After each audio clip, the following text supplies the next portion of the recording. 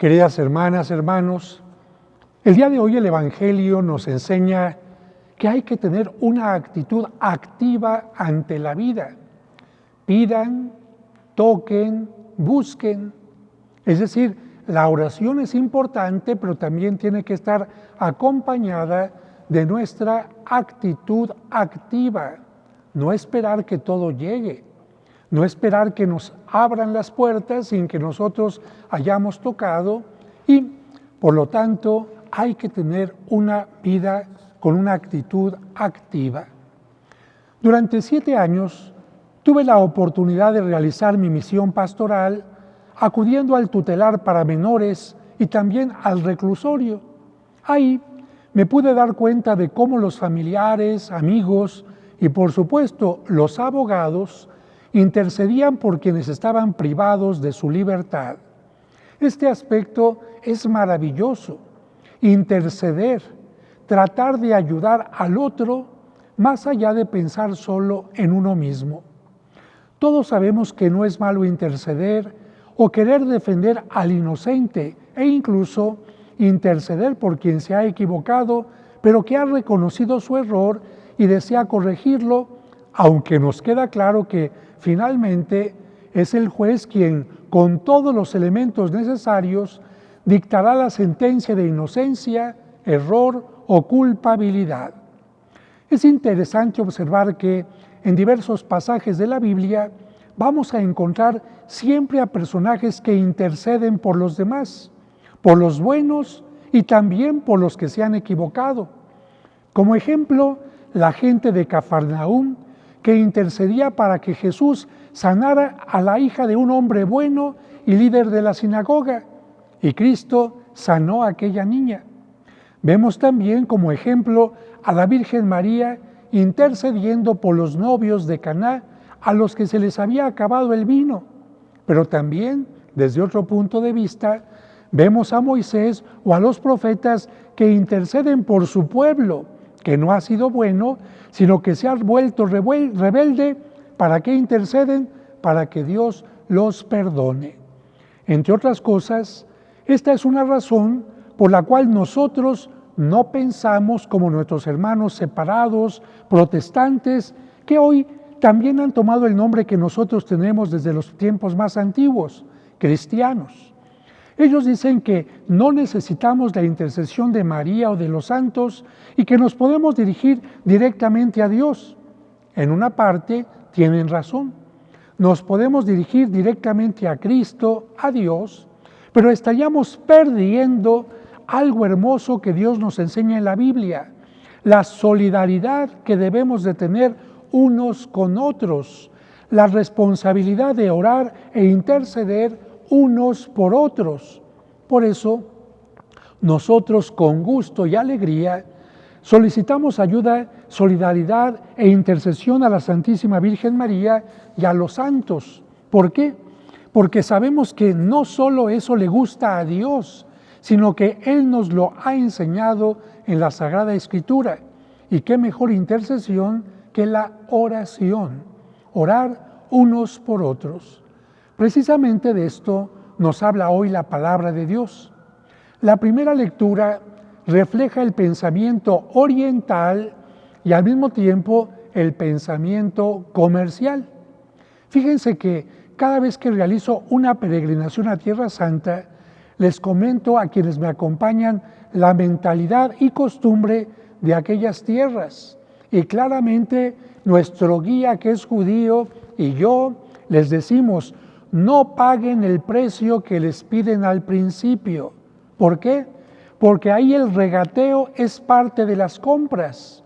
El vendedor pide un precio, pero lo va a ir bajando hasta que haya un arreglo con el comprador, por lo que el comprador tiene que presionar. Así quedan contentos el vendedor y el comprador. Cada uno hace su parte. Si alguien va a Jerusalén y entre las calles de Jerusalén quiere comprar algo y le dan un precio y lo paga, todo el mundo le va a decir: ¡qué bárbaro! Te faltó información. Si te piden $100, resulta que esto costaba $20 o $15. Así es. están acostumbrados en todas las tienditas de Jerusalén al regateo. Es parte de, incluso forma parte de la diversión. Y yo siempre se los advierto. Bueno, podemos decir que, curiosamente, esta mentalidad de regateo la encontramos en la lectura de hoy. Dios está a punto de destruir Sodoma y Gomorra porque su gente se ha llenado de maldad, y ante esta noticia, Abraham se preocupa de que las personas buenas o quienes estén arrepentidas sean destruidos, por lo que comienza a interceder insistentemente por las poblaciones en un curioso regateo con Dios. En cuanto me lo dejas, le van bajando, hasta que Abraham se da cuenta que no se puede hacer nada por la gente que se aferra a su maldad y no quiere cambiar. Abraham, por su buen corazón, trata de ayudar, pero deja de interceder. ¿Cuándo? Cuando descubre que no hay nada que hacer, que más que Dios son estos pueblos, estas poblaciones, las que se están destruyendo a sí mismas. Porque a veces le echamos la culpa a Dios de que las poblaciones se destruyen, pero no. Somos nosotros mismos los que nos vamos destruyendo por nuestra maldad. La lectura, como ven, nos enseña a ser insistentes en interceder y ayudar a los demás, pero también nos enseña lo que es la oración, un diálogo abierto de corazón a corazón, de pensamiento a pensamiento con Dios, que nos permite ampliar nuestra visión del mundo y de nosotros mismos, porque a veces nosotros tenemos una visión de las cosas y cuando platicamos con Dios, Él nos dice, mira, yo no soy el que los voy a destruir, ellos se están destruyendo solos. Y esto es importante porque mucha gente piensa que orar es solo repetir como perico oraciones ya hechas, acartonadas, que en ocasiones no tienen nada que ver con lo que estamos viviendo en determinado momento. Un ejemplo de esto, de lo que es la oración, lo encontramos en los salmos.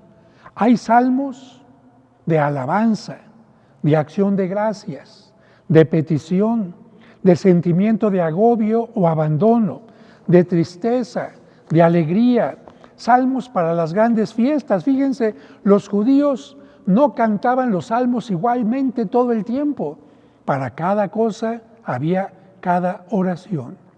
Esto nos enseña que en nuestra oración podemos hablarle a Dios de nuestras alegrías y tristezas, de cuando nos sentimos desanimados, decaídos o decepcionados, de cuando sentimos que perdemos el rumbo, de cuando tenemos miedo y muchas cosas más, así como lo hacemos con nuestro papá o con los verdaderos amigos.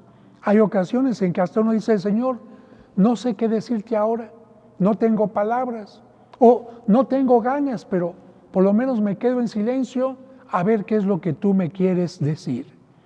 La oración es, por lo tanto, un momento de encuentro, de diálogo, de cuestionamiento, de preguntas a Dios, a nosotros mismos y de respuestas que nos lleve a un mayor cuestionamiento, a un mayor conocimiento, a una mayor claridad de pensamiento, a tomar acciones concretas y a experimentar el amor de Dios y la paz.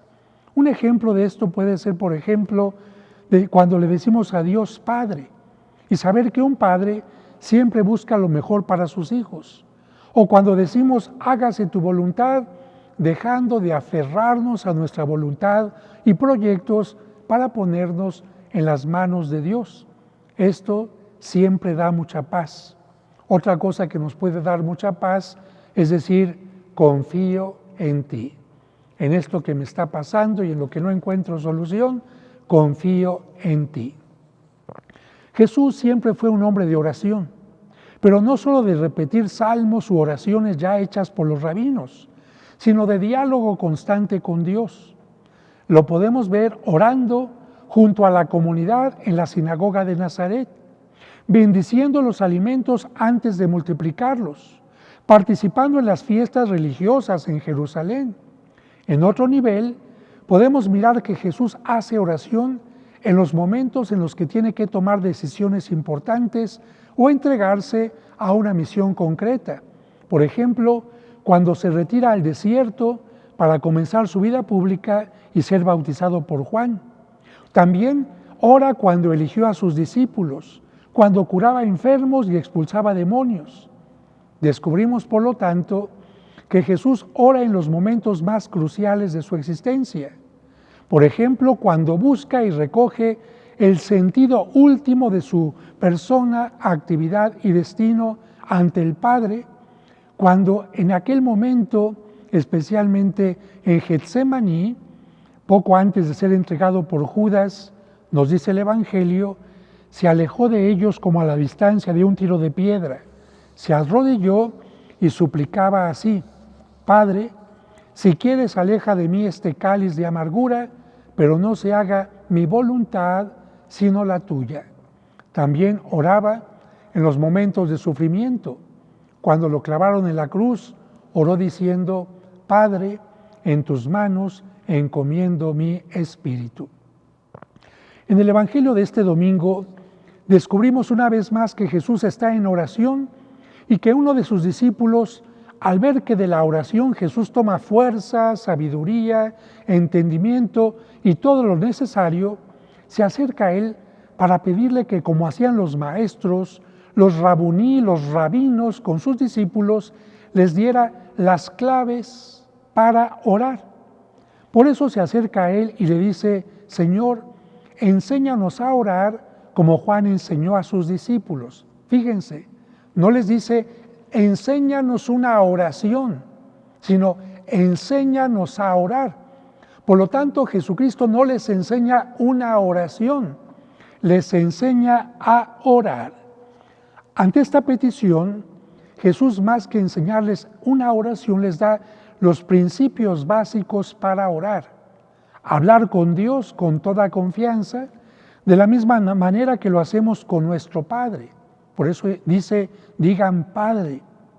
Tener claro que podemos orar en cualquier parte y en cualquier momento, porque Él está en el cielo y en la tierra y en todo lugar, abierto siempre al encuentro. Pero al mismo tiempo Jesús enseña que la confianza que se debe de tener con Dios no debe de confundirse con falta de respeto o confundirlo con un siervo al que le podemos ordenar lo que queremos para que cumpla nuestros caprichos. Por eso nos enseña a santificar el nombre de Dios y tratarlo siempre con respeto. Jesús les enseña que la voluntad de Dios es lo mejor que puede pasar, porque Él conoce lo que es mejor para nosotros, aunque nosotros no siempre seamos capaces de comprenderlo. Algo así como el niño que no comprende por qué la mamá lo lleva para que lo inyecten y él ve la inyección como algo malo. También les enseña a pedir y trabajar por el pan material y espiritual de cada día. Otro elemento esencial que debe incluir la oración es saber reconocer con humildad los errores o males cometidos y pedir perdón por ellos, porque sólo así se pueden remediar. Y con una actitud así mantenemos buenas relaciones con Dios y con las personas a las que hemos ofendido. Pero también Jesús nos pide que, así como queremos comprensión y perdón ante nuestras caídas, también tengamos comprensión y perdón hacia los que nos ofenden, porque todos podemos fallar. Finalmente, Jesús enseña que la oración puede fortalecernos para que no caigamos en la tentación y que cuando hayamos caído en ella, en el mal, que le pidamos a Dios que nos ayude a librarnos de él y levantarnos para seguir luchando. No nos dejes caer en la tentación y cuando hemos caído, líbranos del mal. Cuando Jesús enseña a orar, no multiplica las palabras ni da grandes explicaciones. Por eso, en el Padre Nuestro, la oración que aprendimos desde niños, se resume toda la vida cristiana, aquello que Dios quiere de nosotros. El Evangelio de hoy concluye recordándonos la insistencia en la oración, pero al mismo tiempo que Dios, como Padre bueno, nunca nos dará una víbora o un alacrán, aunque se lo pidamos insistentemente. Él nunca nos dará lo que no necesitamos o lo que puede llevarnos a la destrucción, ni tampoco escuchará las oraciones en las que pedimos el mal para los demás. Y una última cosa, recuerden que los evangelios nos muestran desde cada uno de los puntos de los evangelistas el Padre Nuestro. Y el Evangelio de San Mateo concluye diciendo el Padre Nuestro, porque tuyo es el reino, el poder y la gloria. No siempre lo decimos, a veces hay que decir la oración que nos dejó San Mateo, terminar el Padre Nuestro con esta oración.